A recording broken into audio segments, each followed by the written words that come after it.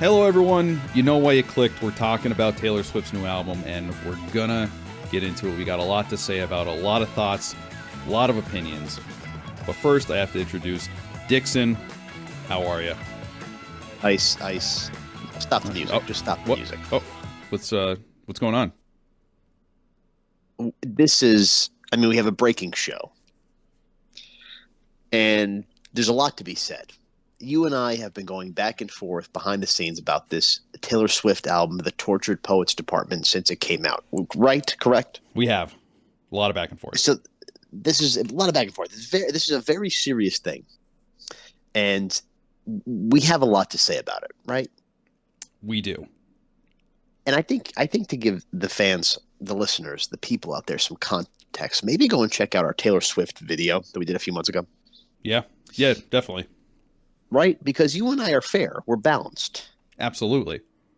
We talked about how we liked Midnights. We liked some of the songs on Midnights. We're the only two dudes on YouTube who discussed that openly, right? Absolutely, yeah. And you could, like Dixon said, we gave a lot of praise for that album. We really did.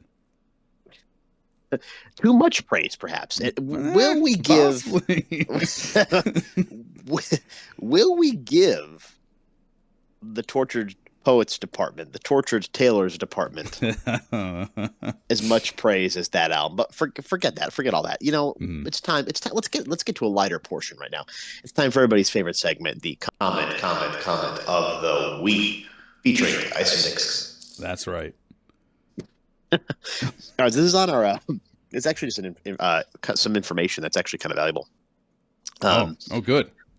Yeah, it's not somebody tearing us a new a-hole, as they said. Well, that's a new one. Usually, that's all we get. No, I'm just kidding. Yeah, we got a lot of supportive people. We really do. I'm joking. We do. We love the comments. We love the comments. Mm-hmm. On our video about Chris Stapleton's White Horse, the song White Horse that we both really enjoyed. This person, Pramana Buddyman 9761. Yeah, it's on our video when we talked about Chris Stapleton's song White Horse. That song we both really enjoyed. It's from this guy, Pramana Buddyman 9761. And this is in the portion we're talking about Luke Combs covering Fast Car and about the gender roles, how he maintains the gender roles that are established in that song. Yes. Right? Singing from a female perspective, essentially. Mm-hmm. So he points out the point we're talking about it, and Pramana says, if I'm not mistaken, Bob Dylan sang The House of the Rising Sun on his debut album, but he sang in the perspective of a woman. Later, the Animals covered the song, but now changed in the perspective of a man.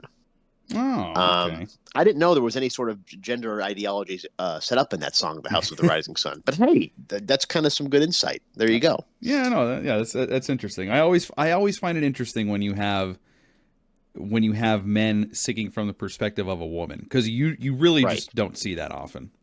Right. No, you don't. So he retained, and you got to respect Luke Combs for retaining, I guess, the integrity, the artistic vision of that song in his cover, because it become the number one song ever. It's become the new Chris Stapleton Tennessee Whiskey. You go to the elevator, you go to the dentist, you go to the whatever, it's there. It's playing. Yeah, exactly. So whatever. So that's it. So that was back to business. That was our comment of the week with Ice and Dixon. That's right. And I think people could probably feel it right now. I feel like there's a heavy air hanging in the studio right now. I really do. I feel that. Do you feel that? Yes, I feel that tension. I feel that there is air. Yes. You could cut it with a damn knife right now. You really can. It's absolutely the truth, because you and we took it upon ourselves to listen to the new Taylor Swift album, The Tortured Poets Department. You teased this because she mentioned it during the Grammys or something, right? You won the album of the year. This is, I have another album coming out. Right. Keep your money out. Keep your checkbooks out. Keep it rolling. Up. Everybody relax. Yeah, right? Yep. Yes. So here we are. Yeah, we've been teasing this for a long time. I think we mentioned it at the end of every single episode, saying that we're going to cover this as soon as it comes out, and here we are. Yes, and we're here. We are here. So should we just give a quick take right now? Should we just give a quick take? You know what? I think we should, just so people could hear where we're coming from, and we're gonna go from there. And I think that's the best way to do it, because Okay, Dixon, do you mind going first? Can't even take this, right? I can't take the tension. I can't take. I know, I can't. I just can't. I can't do it. I'll go first if you want me to. No, I'll go. Okay, I'll go. okay. I know we both have a lot to share. We both want to get it out there. So I'm honored at the fact that I'll be sharing my thoughts first. Okay, perfect. So I guess the album is 17 songs, but in reality it's like 31 songs. It's a double album because she's so tortured in her poets department that she had to come up with a double album, right? Yeah, so 31 yeah, songs. friggin' 31 songs. I when I saw that, boy, was I excited. I tell you what. You're so excited to dive in. I wish we were 32. Yeah. I wish there were 32 songs on Oh this God, album, if only there could be that many. So much like Morgan Wallen, every single song on this album sounds exactly the same. It sounds exactly the same. Thank you. The same exact tone, the same exact vibe, the same exact ideas. Right. Mm-hmm. Taylor Swift is doing her best Lana Del Rey impression on this album. Wow. Taylor Swift so desperately wants to be an artist and a poet and a writer like Lana Del Rey. She is doing everything she can to sound and appear as Lana Del Rey in her same sound, in her same sort of usual type deal that happens. Yes. The third one is this is my third and final take on this. She's trying desperately everything she can do in her power to remain interesting, to remain relevant, to remain mysterious, to remain sort of, not really all that accessible, kind of obtuse, like by using this real lofty language and these big words that make absolutely no sense in the contents she's using them in. Yes. That's exactly what it is. So that's where I'm at. Those are the takes, real quick. That's exactly what I had to say. Okay. And you know what? I agree with you on those points. And I'm going to follow up with, I feel like this is beige wall AI generated Taylor Swift. Like you throw it into a prompt and it gave you 31 songs and this is what you get. I feel like you said, every single song sounds the same. They're all about the same thing. It's all about the guy that hurt her and she's vindictive against them and she's the victim. It's like victim porn here. I'm sorry, I'm getting flustered just talking about this because I was raring to go. So you have all of this, and it's just, I was listening to this. So I listened to it for the second time today before we came here, and I didn't even know that I was listening to anything at one point. It was it's just carrying on. It's carrying on, and I felt like I was listening to the same song for 2 hours because this album is 2 hours long, by the way. Yeah. And there's no arc going on here. There's nothing. Listen to this. Listen to like 2 tracks off of this, and then go back and listen to Midnight's and tell me that Midnight's was not a better album, because it absolutely was. I feel like back there, we even said this. We said, Taylor has matured as an artist. She's trying to do new things, but at the same time, she's more comfortable in who she is. I feel like this is just going to, okay, we got to pump out an album that has 31 songs. Okay, what do people like? People like when I sing about my ex-boyfriends. We're going to do the whole out. It's going to be all about that and how much I'm a victim and blah, blah, blah, and all this stuff. And I'm going to attack Kim Kardashian and Matt Healy and all these guys. Yeah. And that's all this is for 2 hours. And it is, I'm sorry, Dixon, I'm going to say it. I couldn't stand it. I don't understand what the appeal is, other than people that want to feel like victims too and say, oh my God, you're right. Life is so hard. Men are so bad to me. This guy's horrible to me. He's the worst. I try to help him. Taylor, why are you this way, Taylor? You've had like 24 boyfriends in the past 10 years. What is happening? What is going on with you? All right. I'm done. Dixon. Oh my God. Oh, there we go. So, that's what I got to say. So spot on. You're absolutely right. This is AI generated Taylor Swift. It's so true. And I hope and pray that people that are Taylor Swift fans listen to this and maybe say, what are we doing? Please ask yourself that. This is it. This is what we wait for. This is what we spend hundreds, if not thousands of dollars on to support. This is not, now, let's be honest. If this were good, if we liked it, we would have said it. If it were good, a million percent. Like we said, go and listen to us talking about Midnight's and how much we enjoyed that album, and said that she had come into her own as an artist and how much we enjoyed some of the songs on there. We really did 100%. For sure. Yeah, For sure. This just yes. ain't it. Yeah, sorry. No, you're absolutely right. It's absolutely the truth. And, you know, I think what really kind of really teed me off by the whole thing is that it's just so like, I don't know, like she's putting everybody on. Like I Yes. have these experiences I have these collected memories. I have all these things going on. Talks about, like I said, drags Kim Kardashian through the mud. She lost either like a million or 100 million followers on Instagram as a result. She lost. It was 120K the last time I looked. This is unbelievable. And like, so go ahead. No, sorry. I researched this, and that was another thing that frustrated me. I'm like, Taylor Swift is getting me to look into this BS because I have to. Right. And the whole Kim Kardashian thing was ridiculous because during the time, I hate that I know this, and I hate that I'm explaining it right now, but it's all bullshit because Taylor Swift knew about the famous song that Kanye was making, and he talked to Taylor Swift about it. But Taylor said that she didn't know that she was going to be in the song. Okay. But Kim released an edited phone call which revealed that Taylor Swift did in fact know about this song. Right. Then it went back and forth. Oh, she's lying. Oh, it's edited. It turns out all that really happened was Taylor Swift was just upset that they called her bitch. Yeah. She didn't know. She didn't know that that was going to be. She didn't know that line was going to be in there. Period. That's it. But because Kim was just defending her, you know, possibly crazy husband at the time, you know, just sticking up for him, trying to, you know, tell people their side of the story. She took it as a complete offense enough to make this song and say, "Oh, your kid's going to be humming this song when he comes home, and I hope it tortures you because your kid doesn't know what the song's about, but you know that I'm attacking you in this song." And I'm like, this is disgusting. I'm sorry. This is pretty bad. I'm sorry.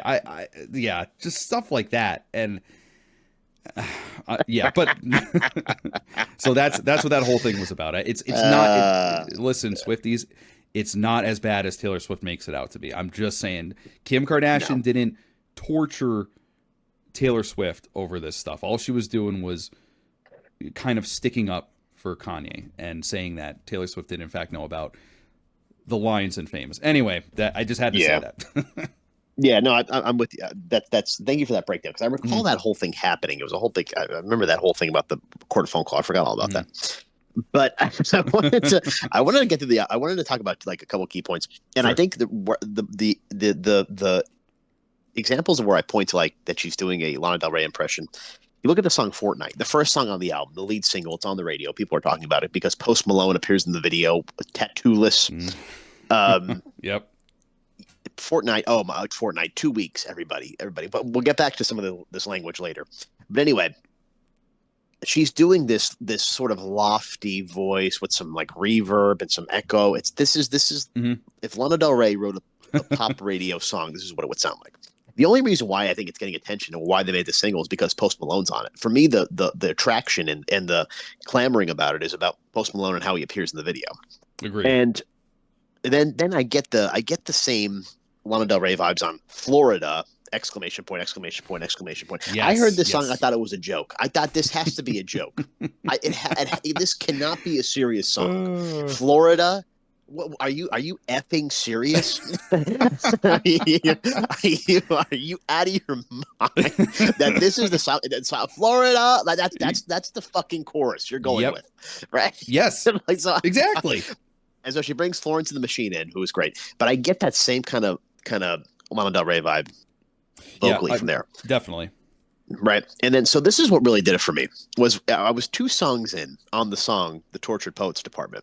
And what really got me was this line. No, first of all, she talks about Dylan Thomas. Nobody effing anybody who listens to Taylor Swift has any idea who Dylan Thomas is. Irish poet, drank himself to death. The inspiration for Bob Dylan's last name, right? Patti Smith, punk rocker, fine, whatever. Nobody knows. Anybody who listens to Taylor Swift doesn't know who these 2 people are, right? Once again, she's appearing mysterious. She's appearing that I know more culturally than you. I'm more hipster than you. I'm more under the radar than you, right? So then this is the line that really got me. All right. At dinner, You take my ring off my middle finger and put it on the one people put wedding rings on. And that's the closest I've come to my heart exploding. You know what? You're 34 fucking years old. Yes. This is what is going to make your heart explode. This is reality, and you're serious. This isn't ironic. This isn't irony. What the F, man?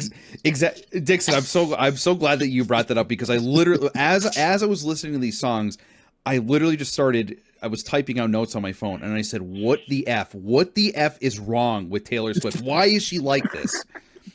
Every single song.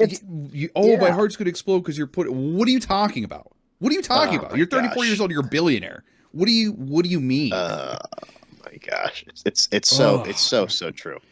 It's so the more that I listen to it, the more that I'm like, Taylor doesn't feel any of this stuff. She doesn't care. This is manufactured feelings to appeal to her fan base. She goes through these relationships. I almost wonder if it's just a business decision every time she gets in a relationship. Like, okay, I'm going to pick out this for this song. Okay, we're going here on vacation. Oh, I could use this in a song. That's what I'm going to do. And she just writes all this stuff down, gives it to, her agent or whatever to keep safe. And then when she does the breakup, she's like, okay, let's look at all the material. Okay, we're going to make a 31 album or 31 song album. That's what this feels like to me, because like I said, Dixon, I don't feel any like soul or passion, but I'm being told otherwise. I'm looking at all these articles and they're all saying, oh, this is Taylor Swift at her most vulnerable. This is Taylor Swift at her most emotional you'll ever hear. I'm like, no, absolutely not. Right. No, and I agree with you. There's no, it's just a kind of going through the motions type deal. That's the vibe I got on every song. Exactly. That's just over and over and over and over and over again. I think that the idea of like, and you were saying like the concept of the breakups and everything else, the song Down Bad, I think sums that whole thing up, where she's in the gym crying and, fuck you, you don't want us. If I can't have you, fuck him, whatever. It's such a, there's no introspection at all, I guess is what I'm trying to say. Like there's no, man, there's no no looking in. Yeah. There's just, what did you do to me? Right. What did you? This album should be called "What Did You Do to Me?" Right? That's perfect. It sums up the whole thing perfectly. That it's this emotionless motion through the motions of, oh yeah, well, my dad didn't like Matt Healy, so but I love him, and that's it. Or somebody was mean to me on social media, or the cage I was raised in at home. Meanwhile, her father put up money to make sure she was an artist and got into the country album. I was shocked when I heard that line. I was like, what are you talking about? Yeah. She grew up in a very nice home, is all I'm saying. No cage I've ever seen looks like that, right? Yeah, look it up. but I guess the whole thing, it's, you can sum it all up. Once again, she's putting on this pretentious air, and she so desperately wants to be viewed as a serious songwriter. So desperately wants to be viewed as someone who can use language effectively. Who like a Dylan Thomas or Bob Dylan can use a turn of a phrase to kind of paint a picture. And all she's doing is throwing big fancy words into songs and thinking that people are buying it up, and the people that are listening to us with that like it are probably are. So I looked up just some of like the different. I was Googling lyrics or something, and so this Cincinnati.com has an article, and the title is "What is a Fortnight? Taylor Swift Tortured Poets Department Lyrical Dictionary." Right, so they give a dictionary of 12 words that appear on the album, right? So this is my favorite, and this is probably my favorite, my other favorite line from this album, and it's "Daddy, I love him," but "Daddy, I love him," right? God save the most judgmental creeps who say they want what's best for me. Sanctimoniously, I can't even do it. Performing the soliloquies I'll never see. Get It, over it. I, Will you get a grip? it's like someone who just learned a word for the first time and they just use it all day. You know what I mean? Yeah, that's exactly what it sounds like. This is not, and look, I want to be very clear because I've listened to Taylor Swift throughout her whole evolution. Not, Mhm. I wouldn't say I'm a Taylor Swift fan. I've heard enough of Taylor Swift's catalog, and we've discussed and listened to enough of Taylor Swift's catalog that we understand how she is. Mhm. This is not good writing. None of these songs on here are good writing. None of these songs are good songs. And what's really interesting to me is that it was Jack Antonoff who produced Taylor Swift's latest and also Lana Del Rey's latest album, and also Aaron Dessner from the National. So all three of these three people got together and wrote this album, and this is the best they came up with. Which and I knew that, and I don't know how to make sense of that because Yeah, it doesn't feel like that. It right. You're right. You're right. You're absolutely right. That's exactly right. when I look at these big albums, I mean, correct me if I'm wrong. I don't know how many big artists actually release huge albums like this besides Morgan Wallen. Yeah, very, I think it's pretty rare anymore. And that's how I feel. I feel like you're taking an album that's an entire album is supposed to really convey some kind of central Hmm. message or have some kind of central feeling. Right. And I don't get that from this. I feel like Right. this, like I said, I feel like this is just marketed to people. And then it was marketed Right. as a regular size album. And then I think Taylor Swift has said, "Oh, well, let's just put on 17 more songs or whatever, and Yeah. Right. we'll sell it as a double album." And they're Right. going to go crazy for it. They're going to go Right. insane and they're going to fly off the shelves. And I mean, she was right. It was like Hmm. 240 million streams in the first day and then Yeah. 1.4 million albums sold.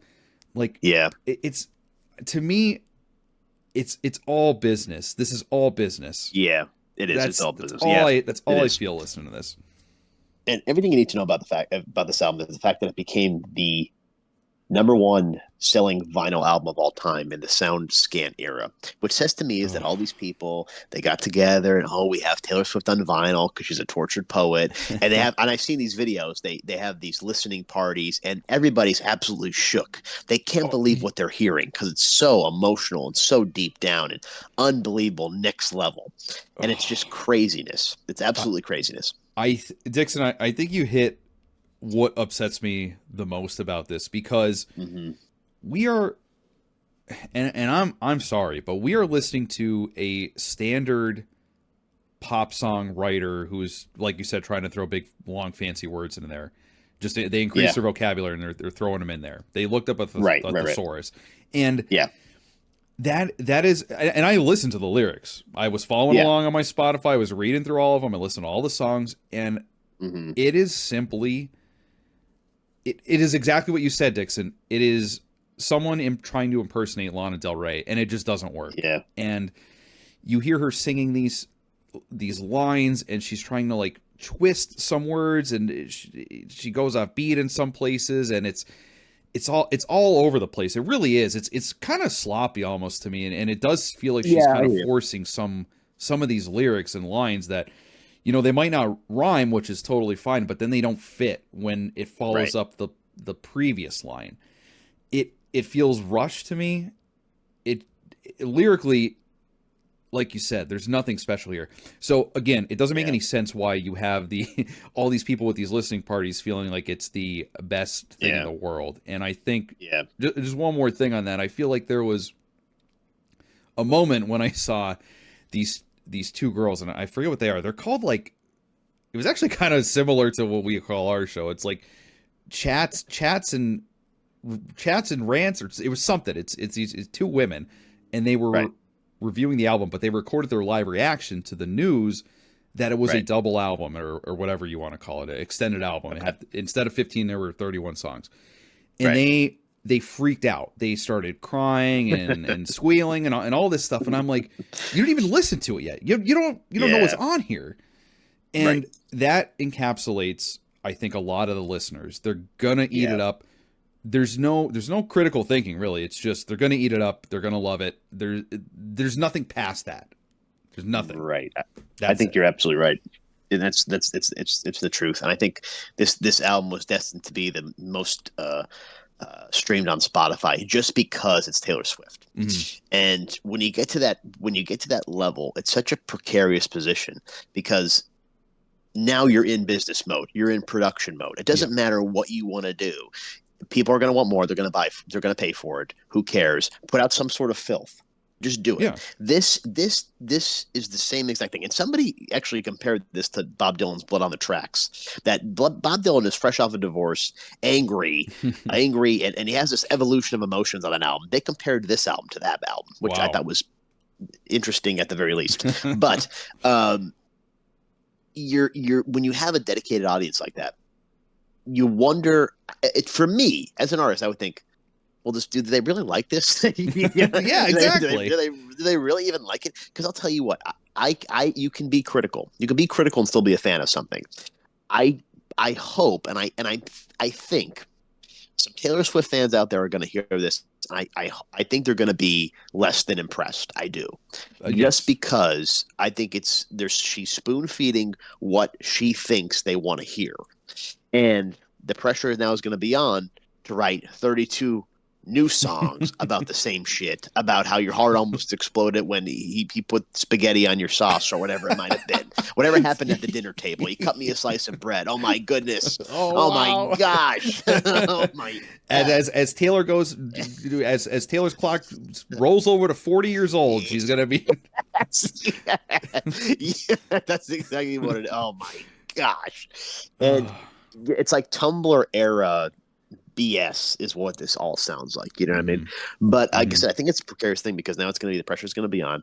It's going to be crap, and at some point you're going to lose fans along the way because they're going to know they're going to know that you couldn't give an S about what you're saying or what they think of you, and you're just putting things out for the sake of it. Yeah. And I think it's a sad state of affairs.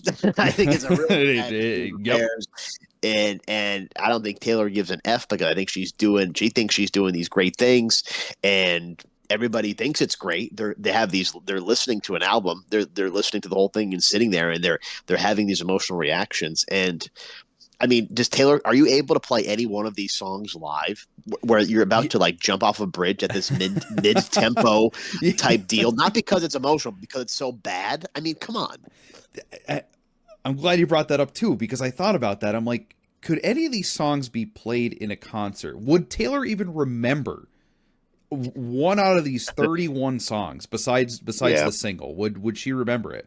Because they all yeah. kind of meld together. I don't know Hmm. how you could do it. Yeah, And it just doesn't have the stage presence either. It's just yeah, it's kind of mush. It's kind of mush. yeah.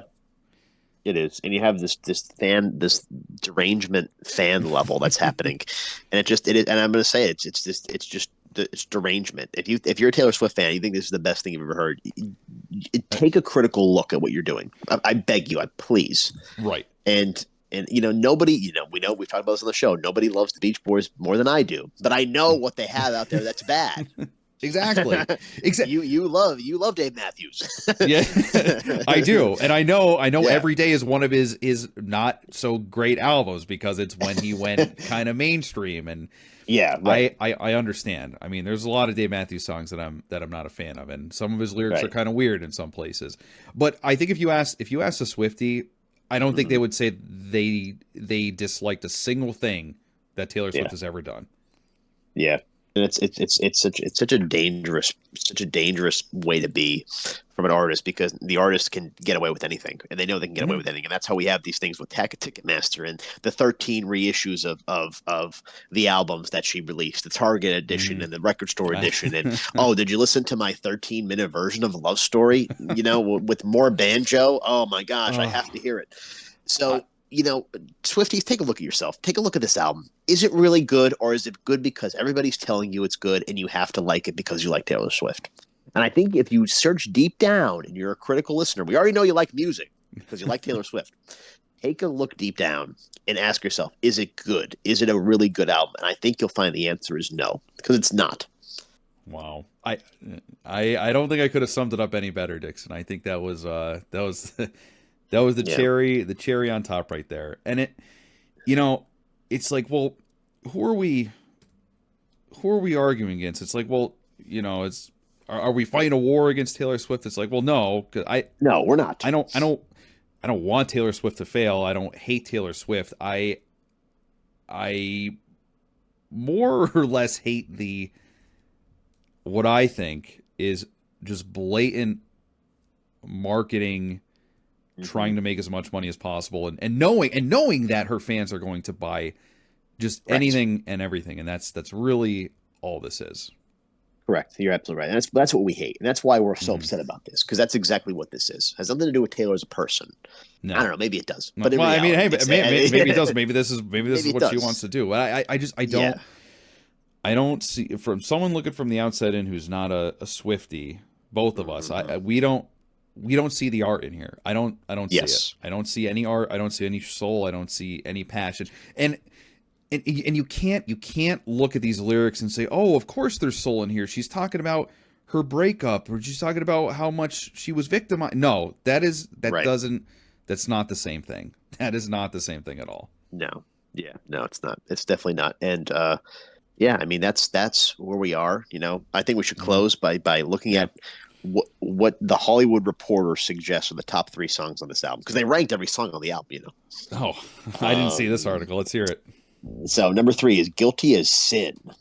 And of course, it's about that effing Matt Healy that evidently ruined her life. I mean, he was the 16th guy who ruined her life. I don't know. You know what I have down for Guilty as Sin? Yeah. I'm starting to get bored. What the hell is this? Whatever. That's what I wrote down. Well, isn't that interesting that the Hollywood Reporter describes it as a tapestry of complicated emotions woven to melodic perfection? That's how this is described. Yeah. Okay. What's the next one? Next one. Aren't you glad you asked? Number 2 is Florida. 3 exclamation points. I did this one. I wrote, I don't get why they're screaming Florida and Florida over and over. Must be a Swiftie thing. That's what I wrote for that. Wait. We gotta. I have to read the whole snippet because you're gonna appreciate this. Okay. Your thoughts are the exact opposite of what's in this. This is fantastic. Yeah. It was inevitable that a Taylor Swift and Florence Welch collaboration would reach the top of this list. In a partnership that feels so natural, it's almost a shock it hasn't happened before. Florida goes big. Anthemic.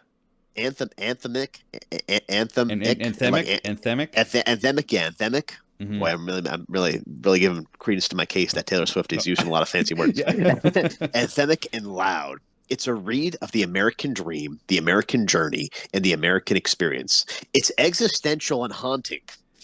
Where? What song are they listening to? Can they describe what the lyrics are about? Can they describe how the lyrics are good? What are you talking about? Oh man. And here's number 1. You ready for number 1 on the list? Mm-hmm. But Daddy, I Love Him.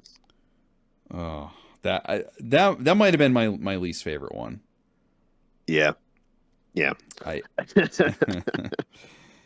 And then they suggest that this encompasses everything Tortured Poets is about and more. But it's a shimmer of light on one of Swift's darkest feeling entries to date, and deserves to be blasted with the windows down on a sunny day. What?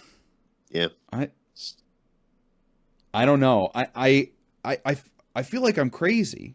I feel like I'm going crazy. I feel like I'm taking crazy pills. That's exactly right. I feel like I'm maybe it's us. Oh man. I feel like I'm going crazy. I feel like I'm going crazy. I saw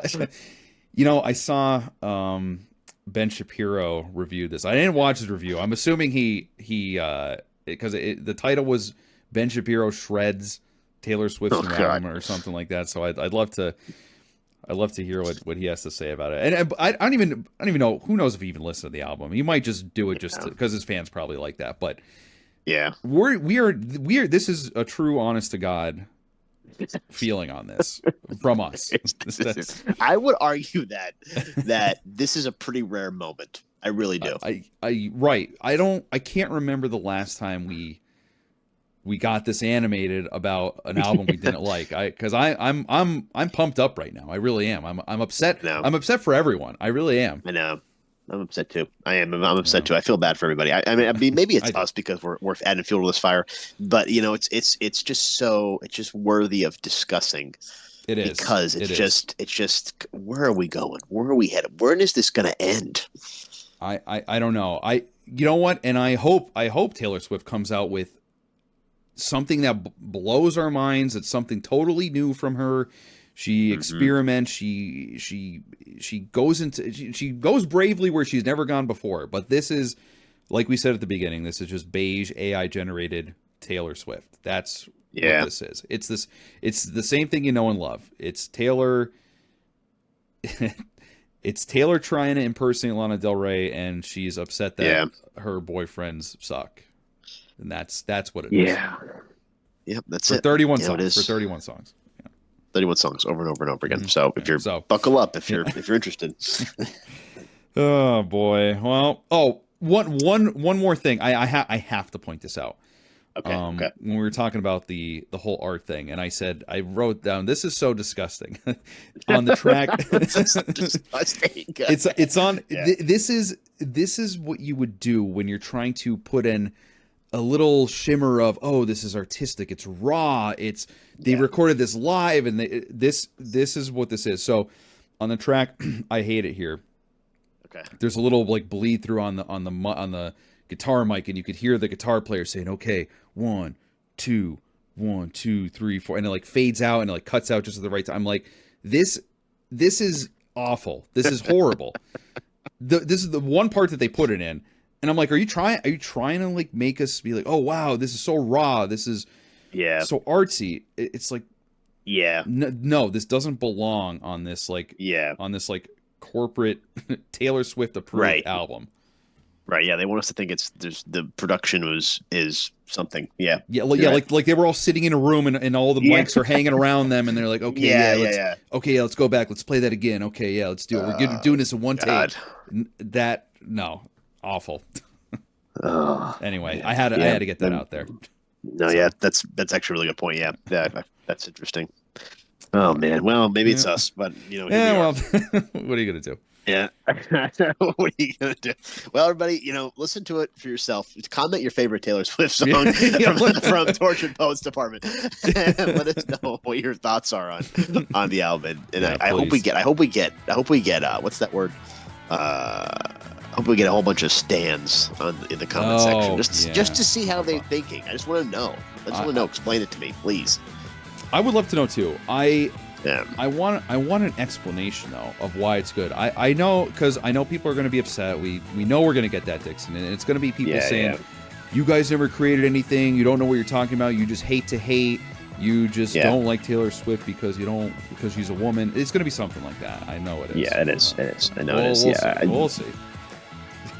We will. We'll see, and we'll see what happens. And these ideas stand up, and we will see you hopefully next week. Don't forget to smash that like button, smash that subscribe button. Guess what? We're banging on the door of 1,000 subscribers. 1,000 subscribers with Ice and Dixon. That's right. So, don't you want to be part of that illustrious group? Go ahead and do that. Guys, I think we gave it all we had today, and we will see you in the next one. Peace.